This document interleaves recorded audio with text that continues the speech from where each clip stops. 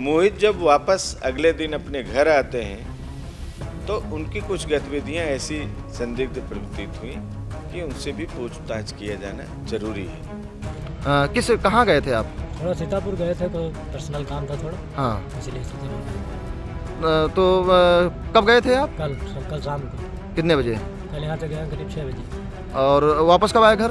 वापस अभी आए 1 घंटा। 1 घंटा।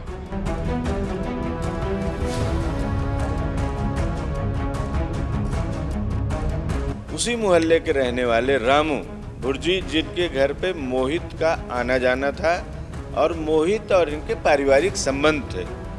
बच्ची बार बार जाके उन्हीं के यहाँ खेलती थी हमेशा। विगत कुछ दिन पहले मोहित का झगड़ा रामू भुर्जी से हो गया, जिसके कारण से दोनों परिवारों में मनमुटाव हो गया। ये हमको मिली है नीरज के घर के सामने। ये गई थे रामू के यहाँ, तो हम इधर से गाड़ी लेके जा रहे थे, ये हमको वहाँ पे मिली। तो हमने इसको डांटा कि कहाँ गई थी।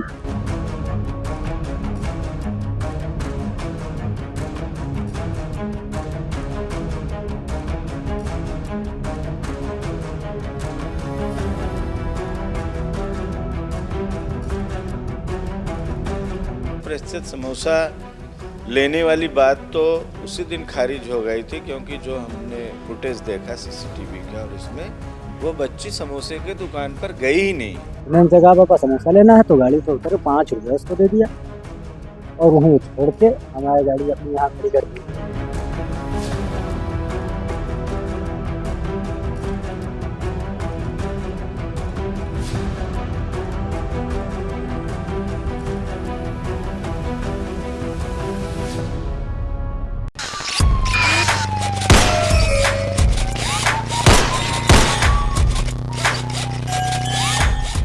नमस्कार, आप देख रहे हैं आई इंडिया और मैं हूं डॉक्टर पंकज सिंह गौर।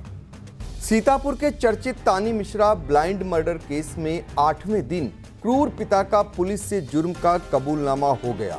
खून का खून करने वाले पिता को पुलिस ने जेल की सलाखों के पीछे पहुंचा दिया। हत्या क्यों की गई, पुलिस ने यह भी बता दिया। लेकिन आई इंडिया आपको अपनी ही मासूम बेटी की हत्या करने वाले उस क्रूर पिता के बदलते बयानों और रंगों को दिखाने जा रहा है। पहले हम आपको 25 फरवरी को 5 वर्षीय मासूम तानी मिश्रा के गायब होने की गुमशुदगी दर्ज कराने के बाद 27 फरवरी को तानी मिश्रा के मिले शरीर के अंगों के बाद आई इंडिया के रामपुर मथुरा संवाददाता दुर्गेश मिश्रा ने तानी मिश्रा के पिता मोहित मिश्रा से जब बातचीत की तो उसने जो कहानी बताई थी उसे सुनाते हैं और दिखाते हैं कि उस क्रूर चेहरे पर बेटी को मारने के गम का जरा भी भाव नजर नहीं आ रहा था। दोस्तों, हम मौजूद हैं आज सीतापुर के रामपुर मथुरा के जिस मासूम के साथ शव मिला है, जिस मासूम का, उसके पिता के साथ में मोहित मिश्रा हमारे साथ मौजूद हैं। उनसे हम जानकारी लेंगे कि आपकी बच्ची कैसे गायब हुई थी और क्या क्या घटनाक्रम रहा। और उसके बाद जब आज शव मिला, सुबह दोपहर कल मिले थे, आज सुबह शव मिला, उसके बाद में आप क्या कहना चाहेंगे? हम ये कहना चाहेंगे कि जो गुनहगार हों उनको सज़ा दी जाए और इसका खुलासा होना चाहिए कि हमारी बच्ची को कौन वहाँ लेगा। हम ये जानना चाहेंगे मोहित आपसे कि जो आपकी बच्ची थी, कितने लड़के हैं आपके और कितने बिटियां हैं, और उसके बाद ये किस नंबर की बेटी थी और कैसे वहाँ पर किस तरीके से? 4 बेटियां हैं हमारे, जिसमें वो 3रे नंबर की थी। उससे बड़ा लड़का है और फिर वो थी, उससे छोटी एक लड़की और थी। 4 लड़कियां थी, 1 लड़का है। क्या घर आप यहाँ पहुँची थी कि बाजार गई थी? क्या घर ये हमको मिली है नीरज के घर के सामने। ये गई थे रामू के यहाँ, तो हम इधर से गाड़ी लेके जा रहे थे, ये हमको वहाँ पे मिली। तो हमने इसको डांटा कि कहाँ गई थी, तो सहम गई, रोने लगी, उठा लिया। फिर हम गए हैं मुन्ना दादा की दुकान पे, जो पंचर वाले हैं, ये दुकान पे कुछ का काम था, वहाँ गए तो वहाँ कोई मिला नहीं। हम इस पर गए हैं इलाहाबाद बैंक के सामने और फिर कोरन टोला होके इधर आए तो यहाँ कुएं के पास बच्ची को छोड़ा है। मैंने उनसे कहा पापा समोसा लेना है, तो गाड़ी से उतर 5 रुपये उसको दे दिया और वहीं छोड़ के हमारी गाड़ी अपनी यहाँ खड़ी कर दी और फिर हम मार्केट चले गए। मार्केट समय आया करीब 7:30 बजे और फिर पूछा बिटिया कहाँ, तो फिर वो बाबा के पास में रहती है। हम निश्चित हो गए कि चलो वो है भाई। फिर हम अंदर थोड़ी देर बैठे रहे, करीब 8:30 बज गया। 8:30 बजने के बाद जब बच्चे की खोज की गई तो यहाँ पता लगा कि यहाँ नहीं है। फिर पूरे मोहल्ले में ढूंढा गया, किया गया, कहीं पता नहीं चला बच्चे का। फिर हम लोग थाने गए सूचना देने, थाने में सूचना दी गई। उसके बाद कल सुबह एक पैर मिला वहाँ मौर्या मार्केट के पीछे, एक पैर मिला सुबह और एक पैर मिला कल रात में, और पूरा 100 आज बरामद हुआ है।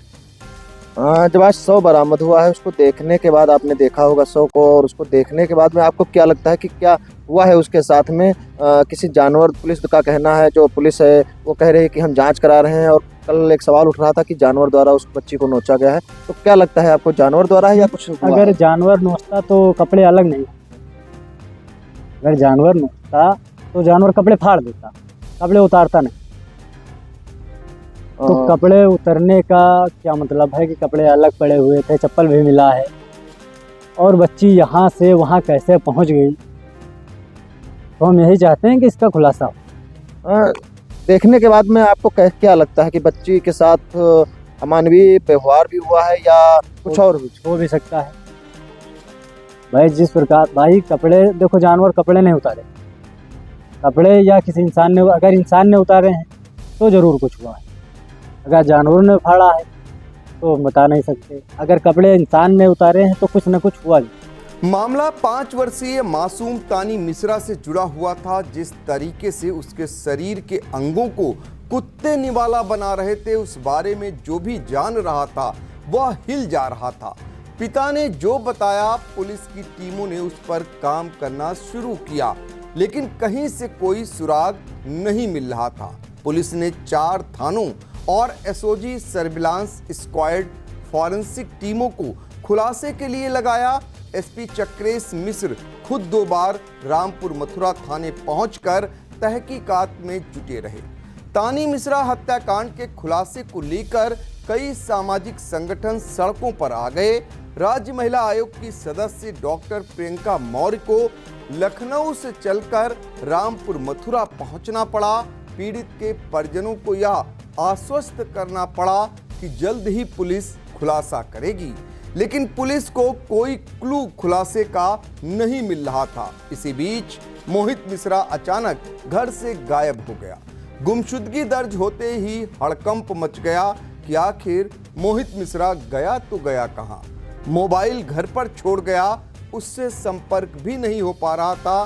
तभी खबर आई कि वह सीतापुर जनपद मुख्यालय आया है। तब जाकर पुलिस ने राहत की सांस ली। लेकिन मोहित मिश्रा जब वापस रामपुर मथुरा लौटा तो उसने पिछले 8 साल से रखी दाढ़ी मूंछों को हटा दिया। बस यहीं से शक की सुई उसकी तरफ घूम गई कि आखिर हुलिया बदलने और घर से गायब होने के पीछे उसकी मंशा क्या थी। बताया तो यहां तक गया कि वह हुलिया बदलकर अपने को खत्म करना चाह रहा था ताकि पहचान न हो सके।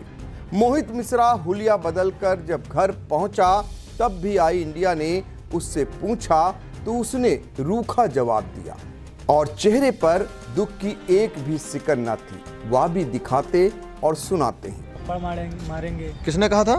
अरे सोचो कि कोई सिपाही है, उनको नाम नहीं पता। हाँ, क्या कहा था? कि बताओगे कि थप्पड़ मारे, फोन भी हमारा देख रहे थे। हाँ।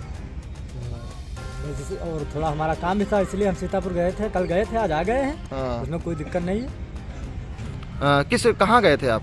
थोड़ा सीतापुर गए थे, तो पर्सनल काम था थोड़ा। हाँ। इसलिए सीतापुर गए थे। तो कब गए थे आप? कल शाम को। कितने बजे? कल यहाँ से गए करीब 6 बजे। और वापस कब आए घर? वापस अभी आए 1 घंटा में। 1 घंटा। अब आपको सुनाते हैं पुलिस की गिरफ्त में आए बेटी के कातिल पिता मोहित मिश्रा को, जब वह स्वीकार कर रहा है कि उसने अपनी बेटी को मारा है, लेकिन पैर उसने नहीं काटे थे।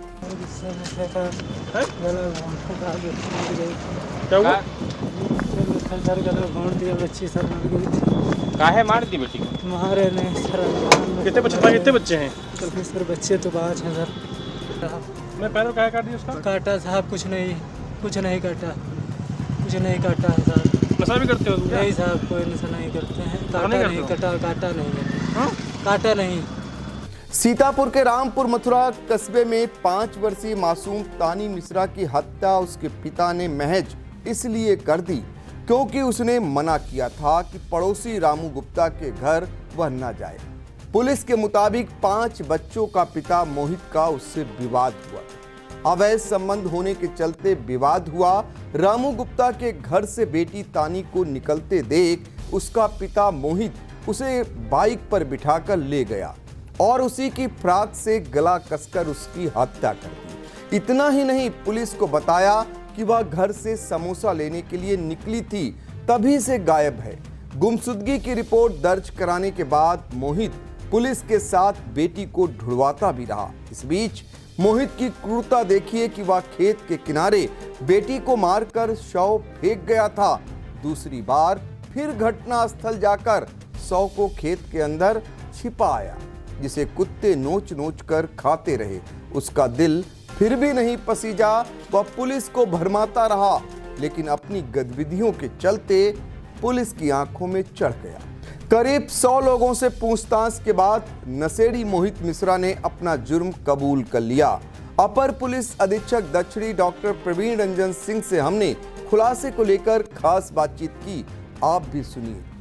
सीतापुर की मासूम तानी मिश्रा हत्याकांड जितना सनसनीखेज है, उतना ही इसका खुलासा भी है, क्योंकि खून का खून हुआ है और इस खुलासे को पुलिस ने कई दिनों बाद किया है। पूरा क्या मामला है, हमारे साथ मौजूद हैं सीतापुर के अपर पुलिस अधीक्षक दक्षिणी डॉक्टर प्रवीण रंजन सिंह।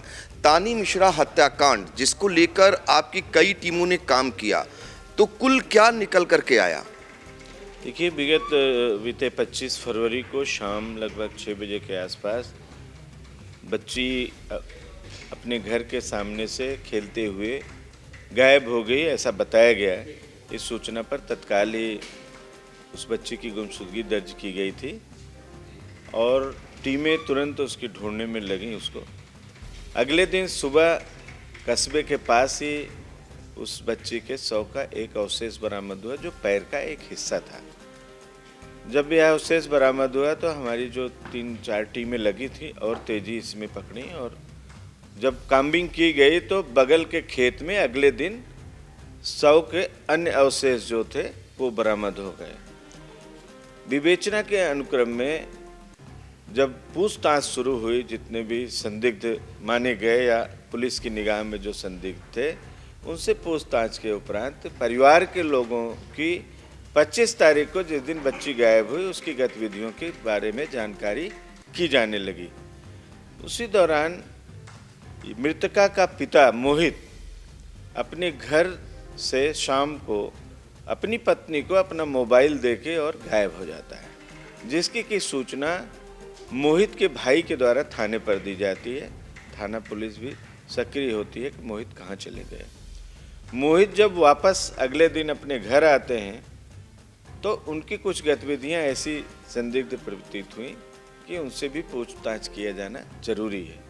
पूछताछ के अनुक्रम में मोहित ने जो बताया उसमें यह बात निकल कर आई कि मृतका उसी मोहल्ले के रहने वाले रामू भुर्जी, जिनके घर पे मोहित का आना जाना था और मोहित और इनके पारिवारिक संबंध थे। बच्ची बार बार जाके उन्हीं के यहाँ खेलती थी हमेशा। विगत कुछ दिन पहले मोहित का झगड़ा रामू भुर्जी से हो गया, जिसके कारण से दोनों परिवारों में मनमुटाव हो गया। रामू के यहाँ मृतका बच्ची को जाने के लिए बार बार मोहित मना करता था, लेकिन ये चली जाती थी।